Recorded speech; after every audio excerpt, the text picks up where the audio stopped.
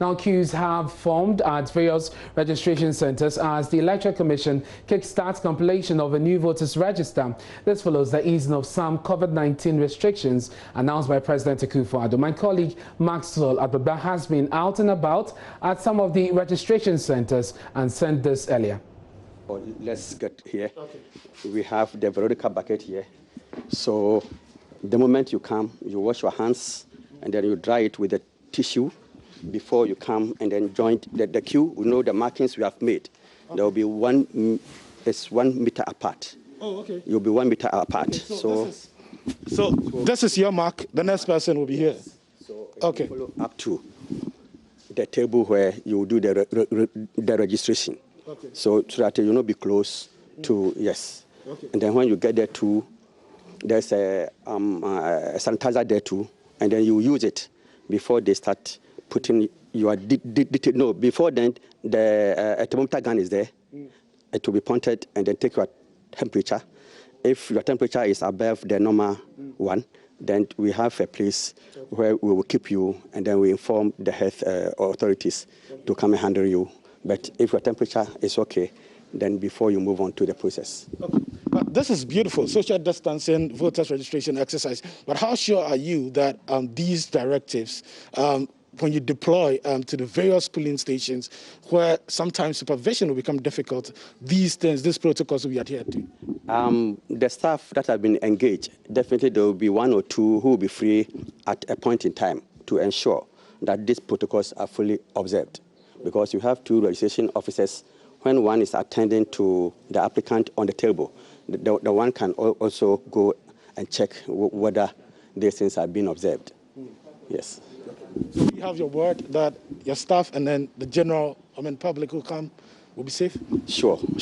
We want to ensure that we all observe it because health is important. And Electoral Commission is a law-abiding institution, so we also ensure that people observe it. If we don't observe it, it will be difficult for us to serve you, and we expect the members of the public to cooperate and support EC so that together we can have a successful exercise. Okay. Finally, what is the purpose of the pilot, exercise? What opportunity does it give? The piloting is for us to test the equipment we are going to use, and then also the readiness of the official that we have trained. So we are going to demonstrate what is going to pan out on the registration period today and tomorrow. Okay. So, thank you very much. We're most grateful for your time, Director, for speaking to us and explaining all these things to us. We're very grateful. Okay, so you just heard from the Regional Director, the Greater Accra Regional Director of the Electoral Commission, Kwame Amwa, explaining the various procedure that you need to go through here before you register. Remember, this is the pilot exercise. The main exercise would commence in the last week of June. But let's speak to some of the people here who are coming to register. You know, the debate about whether this registration exercise is even important in the first place. Some are saying, like, look, let's use the old register. We are in COVID-19 period. Why do you want to risk our lives? Let's find out from the people what they think about this exercise. Sir, you're welcome to join us. Thank you. Great. You are here to take part in the pilot exercise. What do you make of the voter registration exercise? What do you make of assertions out there that we are in coronavirus times? This one can wait. I personally don't have a problem with it because if the institution is guaranteeing social distancing and then the necessary equipment for the process to go on, why not? Okay. So you don't agree with assertions that we should use the old voters register? Anyway, that's their view, so they are entitled to their views. But for me, I have no problem. Okay. It's a civic duty. Are you voting in 2020? Yes, please. You are voting in 2020? Yes, I am. Okay. So what are you coming with? A passport or guarantor? I'm coming with a guarantor. With a guarantor? Because you don't have the Ghana card and you don't have a passport? Yes. Yes. Okay. So what do you make of that as well? That you can only use your Ghana card or your passport, else you have to rely on a guarantor. Assuming you didn't have a guarantor, what would you have done? That's the difficult aspect because, like we are aware, it's not everybody who has gotten the national card, and there's not everybody who has a passport. So I think probably that side should be considered because it's going to be very difficult. Let's go to the Ashanti region now and engage my colleague Erastus Asari-Donko on the ongoing exercise in Kumasi. Erastus, where are you now and what can you report? So I'm at the Regional Coordinating Council where we find the Electoral Commission's office behind it. And just at the gate, you see the sign indicating no face mask, no entry. So face mask is compulsory. You enter and then you see the armed policemen at the entrance. You get past them, there's a big Veronica bucket to wash your hands. There's another mechanized hand washing machine which uses solar system also parked there. So you can wash your hands at either places. Then there are 3 rows in the waiting area with chairs arranged in a manner that meets the social distancing protocol. Then you get to the cordon area where we have 3 desks. One for inputting your data, recording your data. The other one for taking the biometrics, your face and your pictures and other things. Then you go to the last table where your card will be printed out and laminated and given to you. So that is what is happening at the moment. About 40 people so far have registered, gone through the process since we came here. 40 people so far. Would you say there are a lot more people in the process waiting their turn to go through the registration? Exactly. There are more people in the queue and more people keep coming in. All those we spoke with were staff of the EC in the region. There are a few others that we spoke with who said they were coming from other institutions. But so far, more people are coming in and going through the process as well. I'm wondering if you've been interacting with the people going through the registration and if they're satisfied with the protocol so far. Many of them are really satisfied with the protocols so far, and some also are asking questions about whether this is a controlled area. And so if you go to a very busy area like the Central Market or the Bantama area, and people are coming in from all angles, just like we see in during registration time previously, how will the EC take the pressure at that particular moment? Will they be able to do it as they've done it here? That's another question that people are asking. Erastus, thank you very much for bringing us up to speed on what's happening in Kumasi. As far as the pilot registration exercise is concerned, we'll bring you up to speed and more in our subsequent bulletins. But the Director of Electoral Services at the EC is insisting the new voters registration exercise will go ahead with no impediment expected in its way. He told Roland Walk on the AM show in the absence of a passport or a national ID, newly registered voters can guarantee for even up to 1,000 people in communities once they can prove the identity of the people they are guaranteeing for. Now, apart from the pilot exercise which started today, Dr. Kweku also disclosed that all documents, including the Form 1A needed for the registration, have been printed and distributed to various regions already. You will need 2 guarantors and 1 witness, so you prepare them. Now, assuming there is a community with only 2 people with either passport or Ghana card, well, how it will work is that you identify them early. Then those people will go, if it will be the 2 of us, we will go and register. And once we get our card, the 2 of us can guarantee for 10 people. Then the 10 people that we will guarantee, immediately they also get their cards. 2 each, so between 5 times 10, 50 people can be guaranteed by those people. When the 50 people also have gotten their card, 50 divided by 2, 25 times 10, to 250 also go. So in a day, to the 2 people who started, you could have guaranteed for 1,000 people.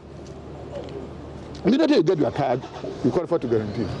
It's only when you are challenged that you will not be given the card.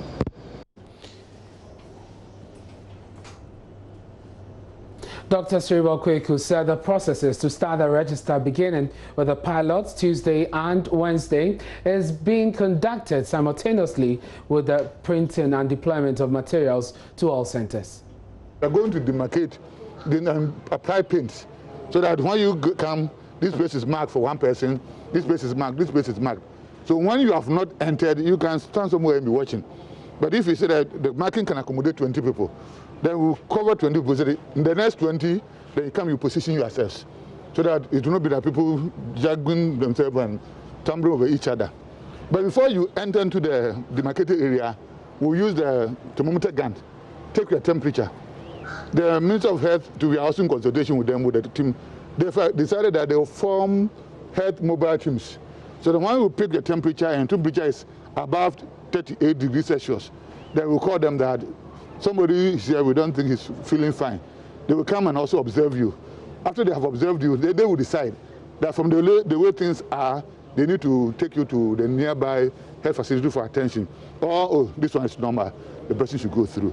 So once you are clear to go through, then at the entrance of the demarcated area, there will be a vertical bucket with soap and tissue, whatever, or hand sanitizer. Both of them should be there. So at times somebody will want to go for this or that. Then you wash your hand and the rest. Then you join the queue. When it is your type, you go to the table. When you sit at the table, you are supposed to go with your vote passport or Ghana card. If you don't have any of these, then you go with 2 guaranteed. And let's stay on COVID-19, but this time on education. As you may know, government has eased the restriction on schools, with tertiary institutions allowing their final years back to school to end the academic year. Let's go to the phone lines now and speak to the president of the University Teachers Association, Professor Charles Mafo. Thank you very much, sir, for your time here on News Today. The Education Minister, Matthew Opoku-Prempeh, indicates that they have been in talks with you since the announcement was made. What have you done so far in preparation for the opening? Thank you very much, and good afternoon. Well, I understand the government has had a number of meetings with the school management, and that is not particularly UTAC, right? And so, very well. As at now, yes, we listen to him, and we know the various managements are putting in a lot of measures in place. We are only waiting for management to call us and tell us what they have. I know that you started the online lessons, and also even in some schools have started the examination already. For the final year students who are already in the process, how prepared are you lecturers to make sure that you wrap it all up so that we can then focus on the other streams?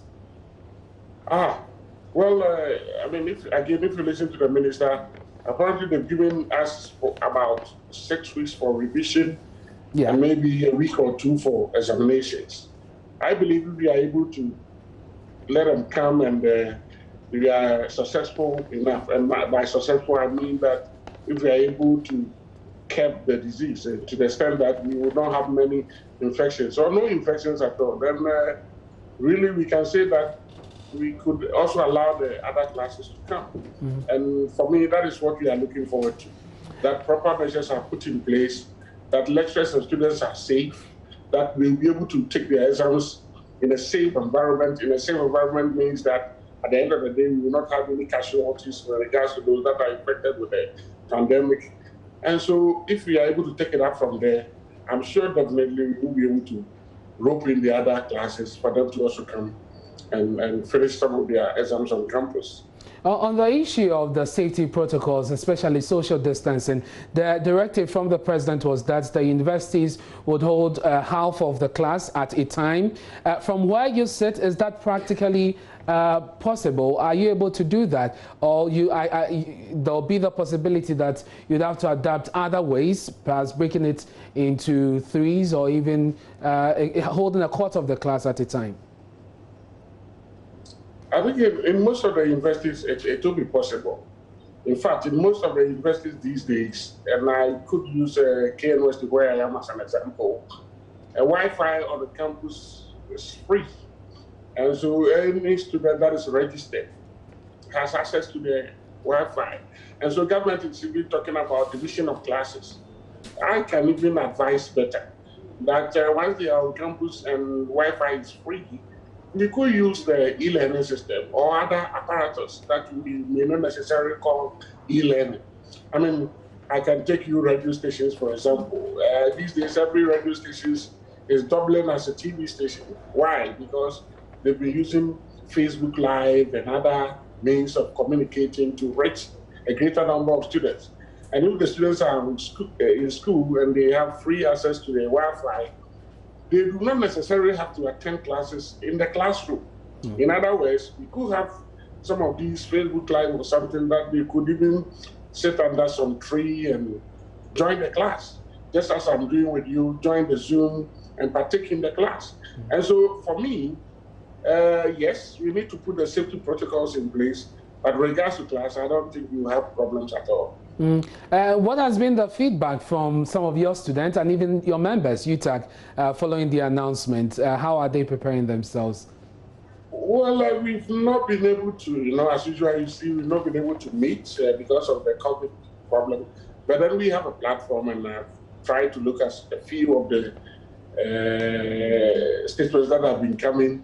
Not all of us are happy, but most of us also believe that we need to move on. The world is not waiting for us. We need to be progressive, and that we could put ingenious steps towards, maneuvering, and for that matter, being able to do things in the so-called new normal, right? So, yes, people are worried. People are a bit scared. People do not know what is going to happen. But there seems to be a common agreement that we need to move on. And that is why I'm urging management and government to really let us know the protocols they've put in place. I know very soon they'll be engaging us as to what you've done. It needs to be very good. It needs to be something very acceptable to us, and so that we could go a long way to help the students and to help ourselves. Very well. Thank you so much, Professor Charles Marfo. That's the president of the University Teachers Association. His take on the reopening of schools. We'll be following up on what the schools are doing and let you know. Now, let's hear from the former priest of the Sacred Heart Parish in Bogatanga on the hashtag Stop the Stigma campaign against persons who have recovered from COVID-19.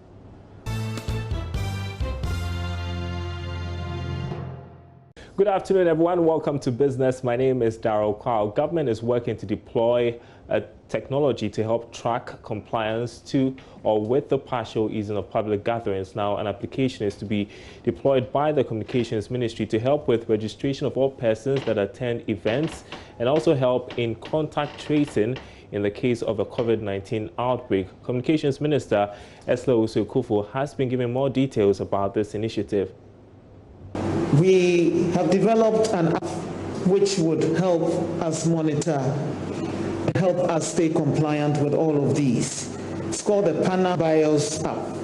It's a short form of Pan-African Biosecurity Biosurveillance app.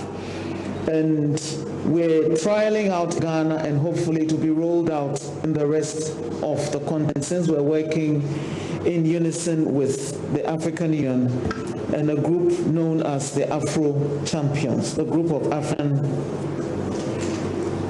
corporate giants. Let me just put it that way.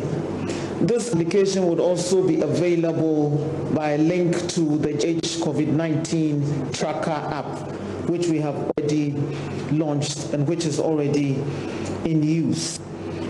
Now, briefly speaking, event organizers would have to download the application and register the event and the venue that the event is taking place.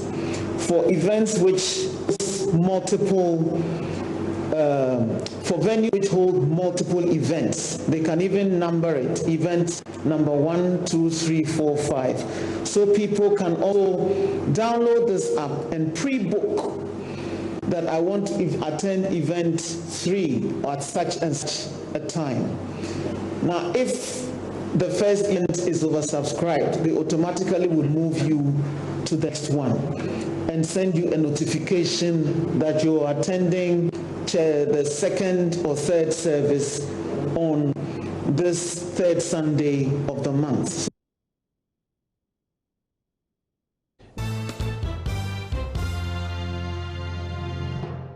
Let's take you live now to the headquarters of the CID, where the Inter-Party Resistance Against the Voters Register is there to solidarize with Bernard Mona, who has been invited. My colleague Kwesi Parker Wilson is there. We understand that ACP Kwesi Fori is addressing them. gathering here. But one thing is that we should be reminded that gathering of this nature is unlawful and illegal based on the measures and the laws and the executive instrument following the COVID-19. And the police are here to make sure that we allow traffic to flow, commuters to go about their duties without let or hindrance. And this is what we are doing, and at the same time, keeping them off the main road. And this is what we are doing here right now. So if he admits that such gatherings are unlawful, one will ask, why is the police failing to round them up this afternoon, sir? One thing is, we've adopted a strategy of soft-hand approach. One, their presence here is being observed by the police critically. And policing in our contemporary times is a graduating sequence, and that sequence is being monitored.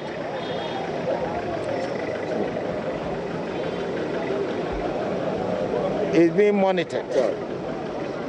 So, we are firmly in control. We have the men, we have all that it takes. And you can see that there is free flow of traffic. Right. But at the same time, we are here also to make sure that the facilities, installations here, and the neighborhood here, police authority and primacy prevails. And this is what we are doing. Now, we've been told by the protesters that they are going to stay here until Mr. Mona is released. Do you have an idea when they are going to release Mr. Mona, free him, and they'll still be here causing inconvenience to motorists who are using the stretch? The investigators might take appropriate decision. Our duty is to maintain public order, and this is what we are doing. You and I are safe here due to what we are doing, and we will ensure that they do not graduate into a violent situation. Thank you very much. Right, so that is ACP Kwesi for you there, telling us that the police essentially is ensuring law and order. And I can see Mr. Ma, Mr. Sama, who was earlier in charge to ensure that there is law and order here at the CRD headquarters. And some members of parliament are still around. I can see Kwame Abuja is here, some judge. ABF Fuseni has also just arrived, and all to solidarize with the chairman of the PNC. And of course, the protesters are still chanting and singing and demanding the release of Mr. Mona, who has been invited by the CID this afternoon. So Mr. Mona, with his lawyers, are in the interrogation room. We don't know when they are going to release him, but of course he's there to answer questions on the alleged threats against the Electoral Commission. He's there with his lawyer, Roman Atigua, and lawyer Malova. All are in the interrogation with the CID boss. And that's my colleague Kwesi Parker-Wilson following developments there at the CID headquarters. We'll bring you more in our subsequent bulletins. Right now, it's time for sports, and Oreku Ampofo is standing by with the latest.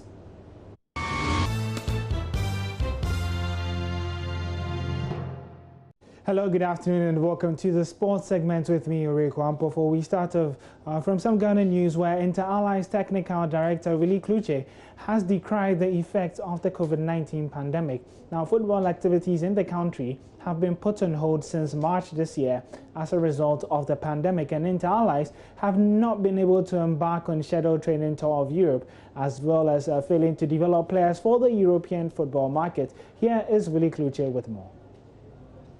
The impact is very, very huge because, you know, in this country, before you can run a club effectively, unless you have a channel where you can move players, and if you are not able to play the league, it's difficult for you to know who is ready and who is not ready, technically. And we're supposed to move some boys, but we were lucky that before the closure, we were able to move 3 of our boys to Denmark. And we're supposed to take the whole academy, about 25 boys, to a tournament in Denmark for 1 month. But because of this situation, we can't move. Now, when you look back for about 3 years now, developing players have been very, very difficult. Because when you are playing in a competition, it adds another value to the performance of the player than training. When you are training, somebody will tell you, we train every day. But if you want to see the progress of a player, unless you throw him a challenge in terms of playing matches, competitive matches, tension matches, then you see the capability of the player. You see the maturity of the player. You see the development of the player. Before you know this player is good and this player can move on or he can't move on. So it has affected our job greatly, and it has blocked a lot of players who, if not because of this situation, they could have been somewhere making a living for themselves and for their family. So club-wise, we have lost a lot of money to the players. A lot of players also have lost some opportunities. And sometimes, if you are not lucky, that opportunity will not come again, because for 3 years, that is a long time for a player to maintain his performance or stop playing football. So the impact is very, very huge. Economically, opportunities have been blown away. And right now,